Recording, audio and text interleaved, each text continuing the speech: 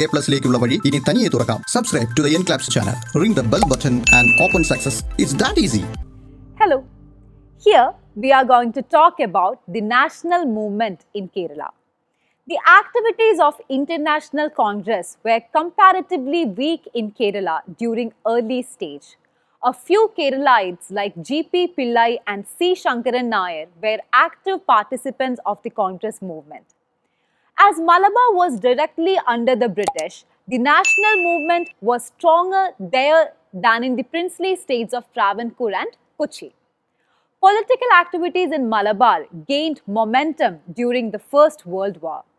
The first conference of the Malabar District Congress, chaired by Annie Besant, was held at Palakkad in 1916. K.P. Keshava Menon, K.P. Raman Menon, Muhammad Abdurrahman Sahib, K. Madhavan Nair, E. Moidu Maulavi and M.P. Narayana Menon were the leaders of Congress in Malabar during this period.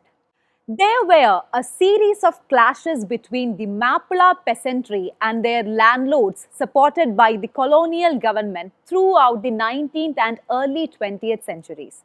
The heavy-handed suppression of the Caliphate movement by the colonial government was met by resistance in the Eranad and Valluvanad taluks of Malabar. In the initial stages, the movement had the support of Mohandas Gandhi and other Indian nationalist leaders. The Mappilas attacked and took control of police stations, colonial government offices, courts and government treasuries. These struggles in general are known as Malabar Rebellion. In 1930, the civil disobedience movement gained momentum in Malabar. People broke the salt law by making salt under the leadership of K. Kelappan and Muhammad Abdurrahman at Payyanur and Kozhikode respectively. Boycott of foreign goods, picketing liquor shops and popularizing khadi were also part of the civil disobedience movement. When Gandhiji called back the civil disobedience movement, many Congress members in Kerala moved to the Socialist Party. In 1939, the Congress Socialist Party was recognized as Communist Party of India with E.M.S. Namboodiripadu, A.K. Gopalan and P. Krishnapillai as the prominent leaders of the party. They organized peasants and workers to fight against the Janmi system and the British imperialism. Next is about the national movement in Travancore. In Travancore, political agitation began with the Nayars, who found their dominance on the decline and resented the monopolization of higher officers by the Tamil Brahmins inducted from outside. This was under the leadership of Barrister G.P. Pillai. A memorandum was submitted to the king, signed by more than 10,000 people seeking proportionate representation for the people of Travancore in government jobs.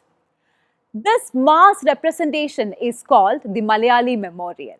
The Iravas and other backward communities were denied the admission to government schools or public services.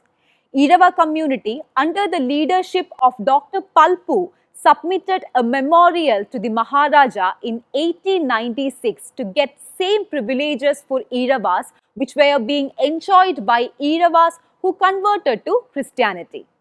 Upon receiving negative response, they submitted second Irava memorial to Lord Curzon, the Viceroy of India, during his visit to Trivandrum. This memorial also faced failure. The constitutional reform of 1932 did not satisfy many sections of the population. It complicated the socio-political condition of Travancore. The reform of 1922 and 1932 provided an electoral scheme based upon the property qualification. It was beneficial to the Nayar communities because they formed the major land-owning class in Travancore. On this ground, the Iravas, the Muslims and some sections of the Christians opposed it. They demanded the institution of communal electorates or reservation of seats to different communities strictly in proportion to their population. The agitation assumed the shape of boycott of the election to the legislature under the new regulation. It is known in the Travancore history as Nivartanam or the abstention movement. In 1938, with the formation of the Travancore State Congress with Pattamthanu Pillai as the president, political activities in Travancore gained momentum. The working class entered into the political sector through the Punnapra Vayalar protest in 1946 against the administrative reforms of Diwan Sir C.P. Ramaswamy Iyer. The electricity agitation of 1936 began the struggle for responsible government in Kochi. The agitation was against the decision of the Diwan Shanmugham Chetty to hand over the charge of electricity supply in Kochi to a private company. Formation of Cochin Rajya Prajamandalam in 1941 strengthened the movements. E. Ikkandavariyar, Panampalli Govinda Menon and K. Ayyappan were the major leaders of Cochin Rajya Prajamandalam.